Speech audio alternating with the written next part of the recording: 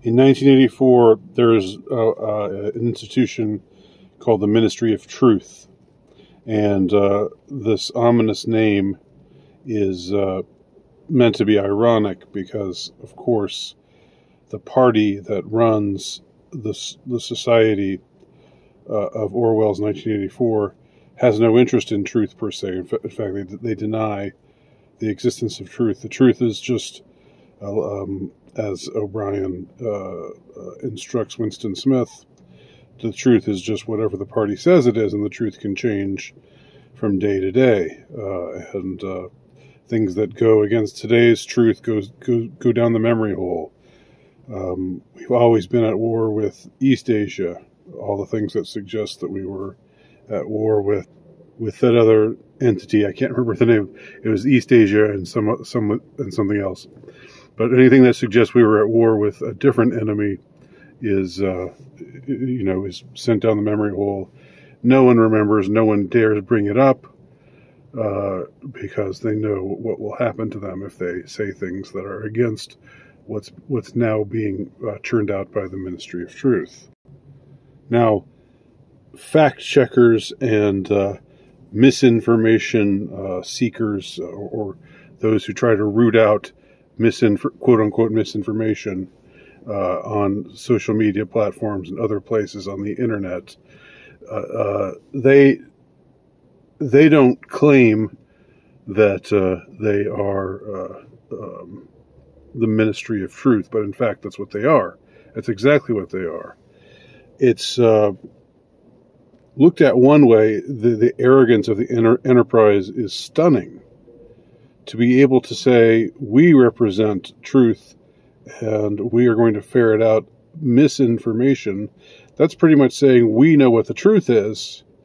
We have the experts on our side, and we're going to make it so that anybody who goes against us is, if not actually arrested.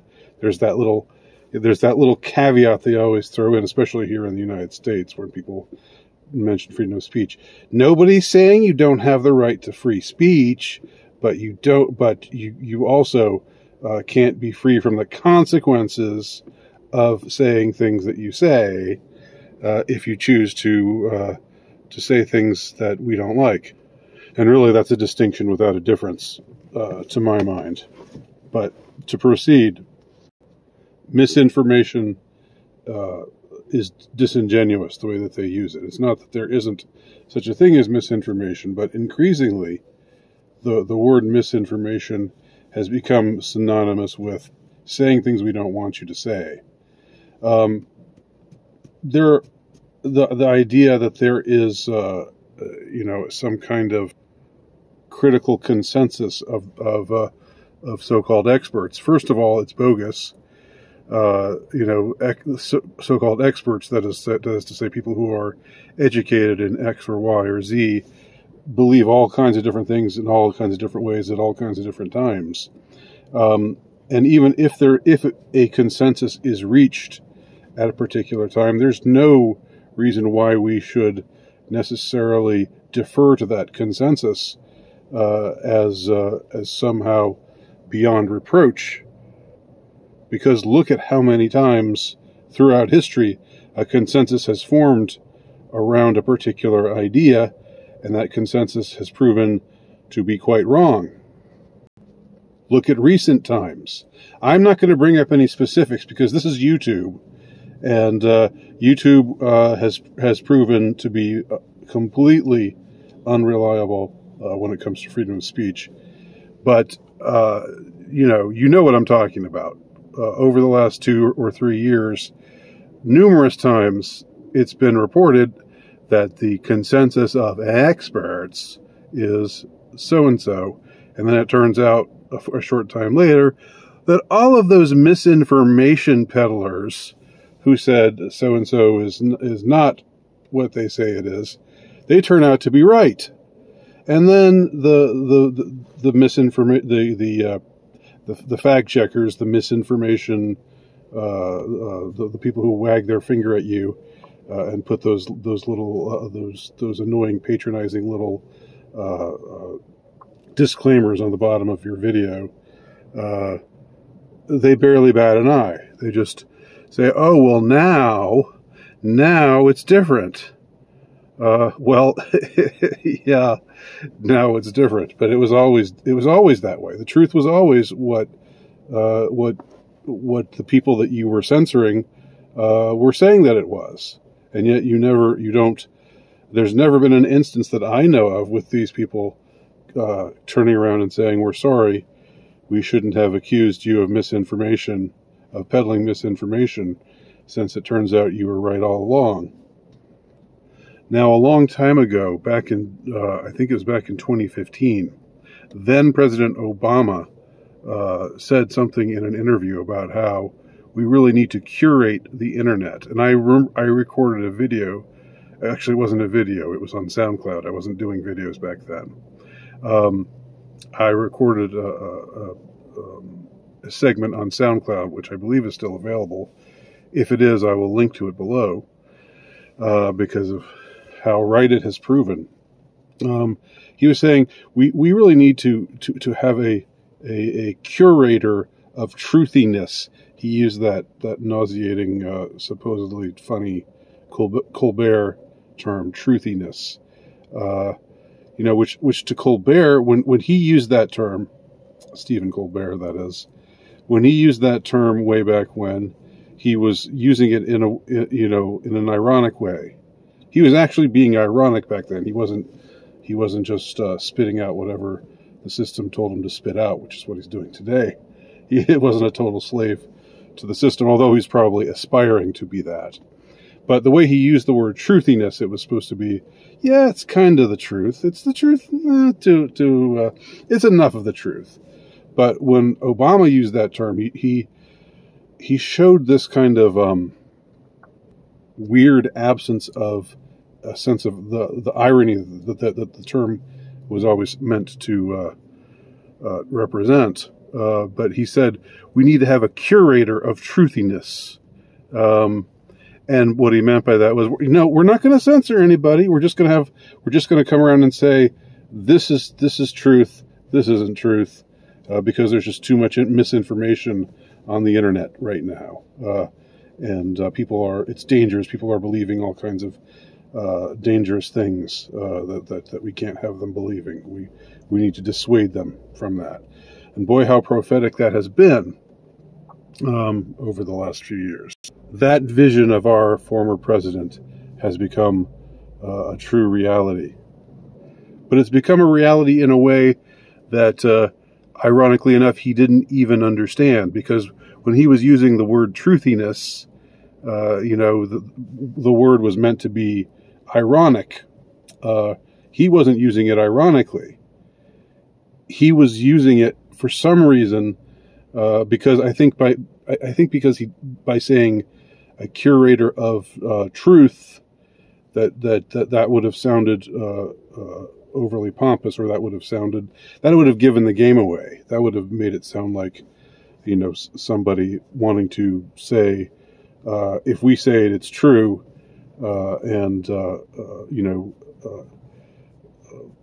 Oceania has always been at war with East Asia, and so forth.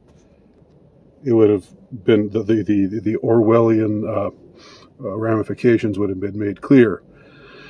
But it is truthiness in exactly the way that Stephen Colbert used to use the word.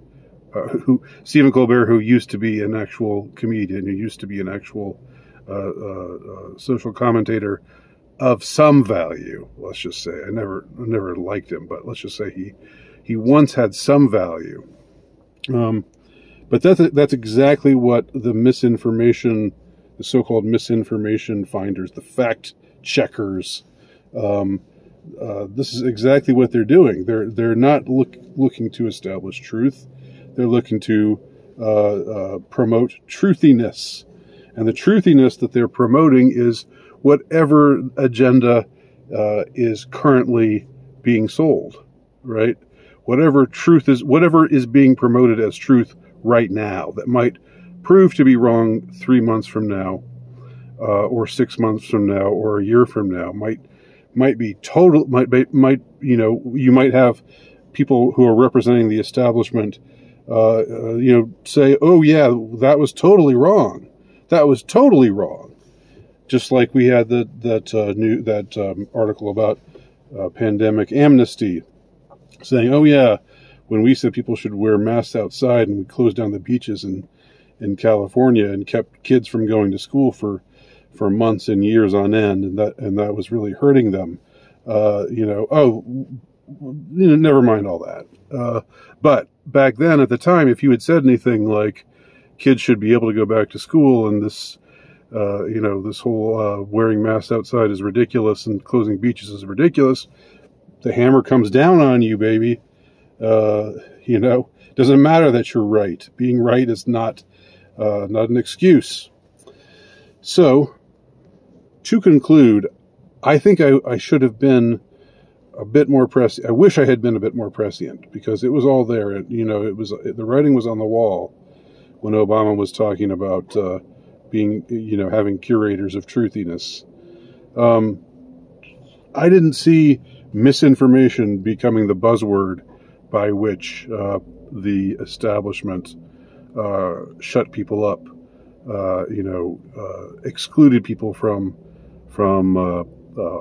public discourse, rendered people effectively non-persons, not worthy of being listened to, not worthy of being considered, not worthy of being taken seriously.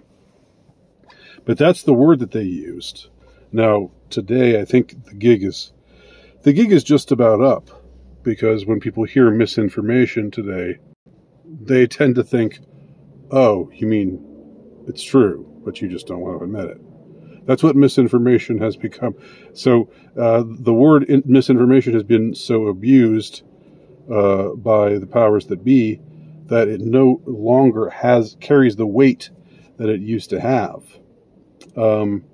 So they're going to have to find a different word, and I predict they'll curate, if you will, some different word in the next year or two. If they want to keep this up, which I'm thinking, unfortunately, they will. They will want to keep up this war against dissidents, on the internet and everywhere else. Otherwise, something they could do is just say, you know what, let's just welcome people to tell what they believe to be the truth of things, and let's just have it free for all, and from this open conversation, we can possibly tease out what's true and what isn't. But I very much doubt that they will do any such thing, because that would be not in their nature. It's not in their nature to be to be freedom loving, to be liberty loving. These are totalitarian people, deep in their hearts, deep in their souls, deep in their minds, and that's all they will ever be, and that's all they ever will strive to be. Not that they're not redeemable. Some of them are redeemable. Some of them probably will come around. They're always no case is hopeless. I don't mean to suggest that, but anyway, I think I will just stop there. So this is my assessment about misinformation, quote unquote, and its discontents. Thanks for watching.